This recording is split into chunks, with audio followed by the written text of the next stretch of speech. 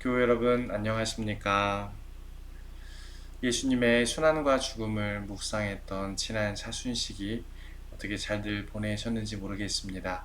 벌써 그 끝을 향해 가고 있고 이번 한 주간 우리는 가톨릭 교회에서 가장 거룩한 일주일을 보내게 됩니다. 주님 순환 성지주일 그리고 성목요일, 성금요일, 부활 성야를 맞이하게 됩니다.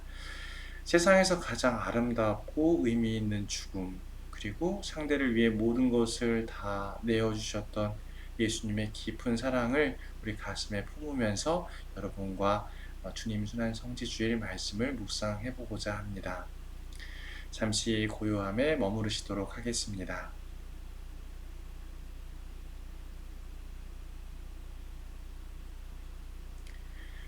성부와 성자와 성령의 이름으로 아멘. 말씀은 바로 내 곁에 있고 내 입에 있고 내 마음에 있다. 주님, 성령의 빛으로 저희 눈을 여시어 주님의 길을 보게 하시고 저희 귀를 여시어 생명의 말씀을 듣게 하소서. 아멘. 성부와 성자와 성령의 이름으로 아멘. 여러분들 주님 순환사와 순환기는 우리가 1년에 2번을 듣습니다. 성주간에 듣는데요. 오늘 주님 순환 성지주일에 듣고 그리고 주님께서 돌아가신 성금요일에 이렇게 2번을 듣습니다.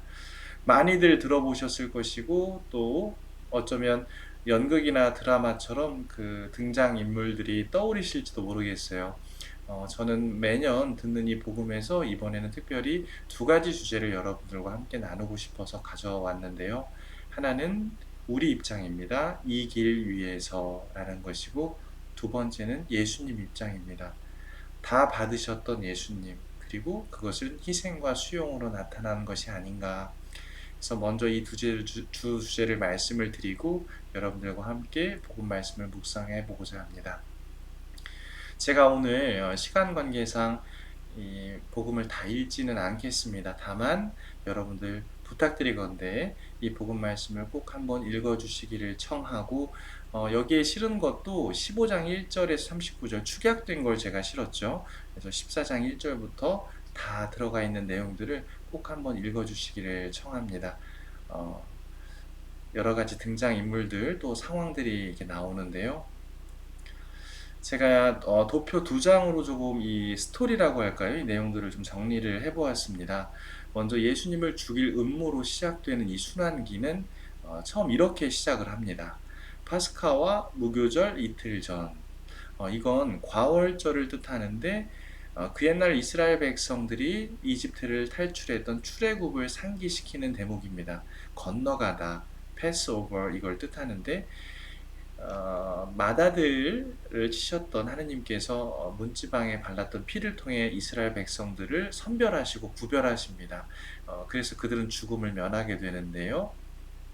이 과월절, 파스카, 무교절 이것이 구약에서 끝나는 것이 아니라 예수님의 순환과 죽음을 통해서 온전히, 그러니까 죽음에서 생명으로, 억압에서 해방으로, 또 자유로 넘어감을 이렇게 연결시켜 준다라고 이해할 수가 있습니다. 신약은 구약의 완성이고 또 신약은 구약을 비춰주기도 합니다. 구약도 마찬가지고요.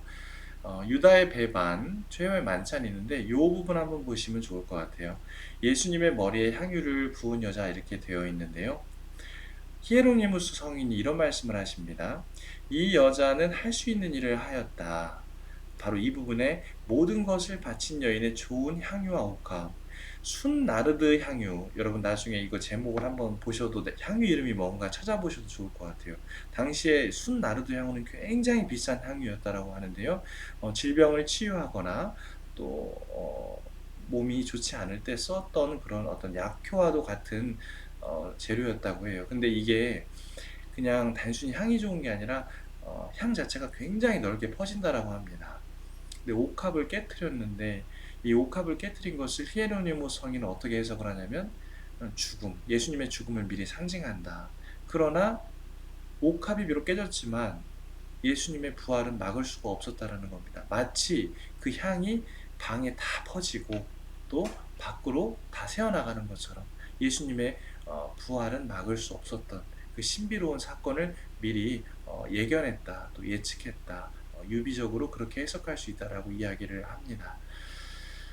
베드로의 장담이 있고 또 겟세마네에서 기도를 하십니다. 최후의 만찬은 우리가 미사 성제 때마다 거행하고 듣는 이야기입니다. 받아라, 이는 내 몸이다. 이는 많은 사람을 위하여 흘리는 내 계약의 피다. 쏟다라고 하는 것, 에케오라고 이렇게 원어로 되어 있는데 자신을 버리다라는 뜻이라 합니다. 예수님께서 정말 모든 걸 다 던지고 버리셨습니다. 그러니까 이번 일주일은 우리가 카톨릭 안에서 특별히 예수님의 상주가 되는 그리스도인들인 것입니다. 저는 늘 매년 이렇게 강론할 때마다 조금 한번 떠올려 보기를 청하는 것이 있어요. 정말 사랑하는 사람의 죽음, 그리고 상주, 그 역할, 그리고 잊지 않고 싶고 기억하고자 하는 그 어떤 우리의 어떤 실존적인 문제들, 바로 그런 부분에 있어서 정말 예수님의 죽음에 대해서 우리가 일주일을 잘 보낸다면 그 어느 책의 제목처럼 예수의 마지막 일주일 안에서 곳곳에서 퍼져나가는 하느님의 무한한 사랑, 그리고 조건 없는 내어줌의 향기를 우리가 맡을 수 있지 않을까, 그런 생각을 해봅니다. 대사제 앞에서 예수님이 잡히시는 장면으로 이제 클라이막스를 향해 갑니다. 그런데 아우구스티노 성인이 뭐라고 하냐면 침묵의 예언이 성취되었다라고 해요. 예수님 아무 대답도 하지 않으십니다. 대사제가 조금 건방지게 묻는데 때로 작은 일에도 움찔움찔하면서 제 감정에 솔직하지 못할 때를 바라보게 됩니다. 그리고 억울하거나 속상할 때 그것이 꼭 해명되어야 한다라는 그런 강박도 가지고 있는 저를 봅니다. 그러나 이 예수님의 침묵을 보면서, 정의 자체이신 예수님의 침묵을 보면서 하느님의 침묵이 갖는 의미도 함께 바라봅니다. 하느님의 침묵은 어쩌면 우리를 더 자유롭게 해주시는 것이 아닌가. 만약 침묵하지 않고 우리가 세상적인 방식으로 일일이 응대하는 것을 우리가 늘 기대하고, 마찬가지죠. 기도할 때도 꼭 A라는 기도를 했을 때 B라는 답을 주시기를 청하는 경우도 있습니다. 그것도 아주 빨리빨리요. 하지만 하느님께서는 우리가 청하는 것보다 더 좋은 것을 주십니다. 그리고 그 긴 시간 동안의 침묵을 우리가 신앙 안에서 올바르게 해석하고 또 겸손하게 받아들일 수 있는 부분도 이 부분을 통해서 한번 같이 바라보게 됩니다. 예수님을 3번 베드로가 부인하는데요. 그 이전에 예수님 물으시긴 합니다. 너 나를 사랑하느냐, 사랑하느냐, 사랑하느냐. 3이라는 숫자가 갖는 상징성이 분명히 있고, 그러나 베드로는 부인하였다. 베드로의 잘못과 후회가 같이 등장합니다. 만약에 베드로 성인께서 나중에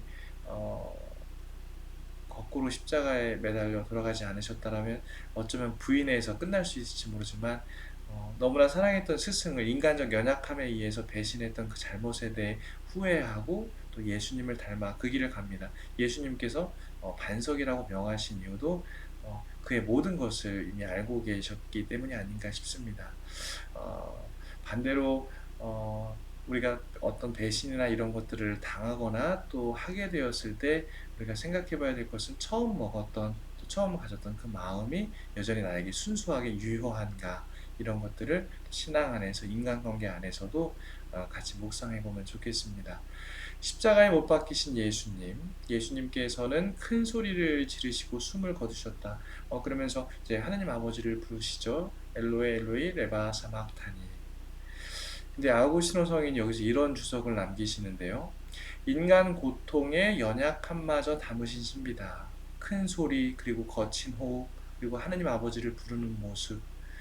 그러니까 처음부터 끝까지 예수님의 이 순환기는 다시 돌려보실 수도 있겠는데, 예수님을 죽일 음모부터 예수님 머리에 향유를 부은 여자, 유다의 배반, 최후의 만찬, 베드로가 절대 배신하지 않을 거라는 장담, 겟세마네에서 기도하신 모습, 또 대사자 앞에 서시고 마침내 사형 판결 받으셨고 십자가에 못 박히시고 돌아가시고 무덤에 묻히신, 이 모든 것들은 사실 저마다 등장인물들의 역할이 있지만 어쩌면 예수님께서 가장 인간의 내면 안에 아주 추악하고 또 숨기고 싶은 그런 모든 부분들을 끌어안고 우리와 함께 걸으신다. 그리고 우리를 이 자리, 이 순환 사화에, 이 순환기에 초대하시는 것이 아닌가라는 생각이 듭니다.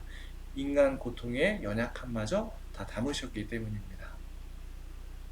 제가 아까 시간 관계상 복음은 못 읽었지만 이 길 위에서 그리고 이것을 받으시는 예수님에 대해서 같이 묵상해 보자고 여러분들을 초대했는데요.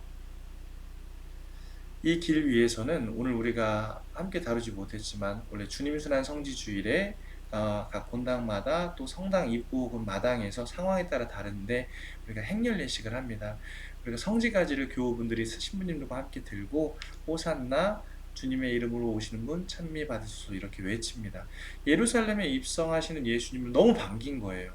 이제 정치적으로 해방해 주실 것 같고 우리를 억압에서 구해 주실 거라고 믿었기 때문입니다. 아니요. 어쩌면 그렇게 하셔야만 했던 예수님으로 그들은 환호를 한 것입니다.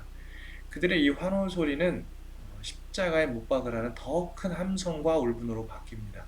두 가지 목소리는 이 길 위에 존재했던 것입니다. 우리가 신앙생활하면서 하나님을 너무나 사랑하고 이웃을 사랑하기 위해 노력하면서도 때로는 예수님의 가르침이 또 예수님을 닮아 살아야 하는 내 모습이 불편하게 느껴질 때 그것을 거부합니다. 똑같은 나무이지만 그리고 똑같은 길이지만 늘 두 가지 감정이 우리 안에 있다라는 것을 오늘 우리 주님 순환 성지주일에 느끼게 됩니다.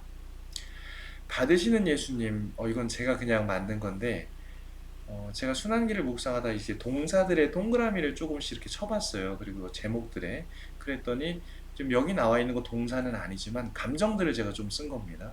순환기를 묵상하다 보니 예수님은 무엇을 주시거나 한 것이 아니라 늘 받으셨습니다. 인간에게 배신을 받으셨고 가시관을 받으셨고 음모, 모함, 채찍을 받으셨습니다.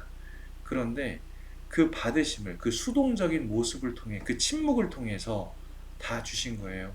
사랑을 주셨고 용서가 무엇인지 깨닫게 해주셨고 희생과 또 내어줌을 통해 우리를 구원으로 모두 초대하셨습니다. 마침내 부활하십니다.